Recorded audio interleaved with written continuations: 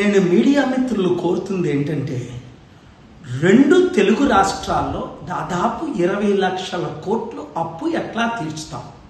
మోదీ గారి దగ్గర నుంచి స్పెషల్ స్టేటస్, తద్వారా లక్షల ఉద్యోగాలు, దాదాపు 1 కోటి ఉద్యోగాలు రప్పించే అవకాశం ఎలా సాధిస్తాం? స్పెషల్ ప్యాకేజ్ ఎలా తెస్తాం? స్టీల్ ప్లాంట్ అమ్మకుంటే నేను ఆపిన దాన్ని ఎలా కంటిన్యూ చేస్తాం? పోలవరం ప్రాజెక్ట్ ఎలా కంప్లీట్ చేస్తాం? క్యాపిటల్ సిటీ ఎట్లా కడతాం? స్మార్ట్ సిటీలు ఎట్లా కడతాం? ఇలాంటి ఒక 10 ఇంపార్టెంట్ సబ్జెక్టులు విడిచిపెట్టి చిరంజీవి భార్య పవన్ కళ్యాణ్ పెన్ ఇచ్చిందట. ఇది న్యూస్ ₹1,00,000. నేను 8 ఏరోప్లేన్లో ఒక ఏరోప్లేన్ విలువ 5,000 కోట్లు. 5 సార్లు హైదరాబాద్ వచ్చి ఎప్పుడైనా ప్రెస్ మీట్ పెట్టానా?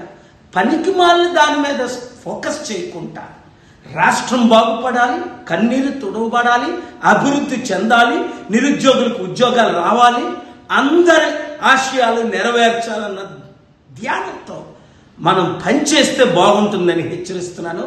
ఈ విషయం యాంగిల్లో మీరు ఈ వీడియోని అందరికీ షేర్ చేసి ఒకటిగా మనం మిగిలితే ఐకమత్యమే మహాబలం. పార్టీ ఎలక్షన్స్ అయిపోయి కదా, ఈవీఎం ఎలక్షన్లు కదా, ఇప్పుడు ఉన్న వాళ్ళందరూ ఈవీఎం మంత్రులు కదా, అది అందరికీ తెలిసిన విషయం. ఇప్పుడు ఏం చేద్దాం? ఎలక్షన్లు పక్కన పెట్టి let us all focus on unity, togetherness, prosperity, because where there is no peace, there is no prosperity, stability, accountability and development.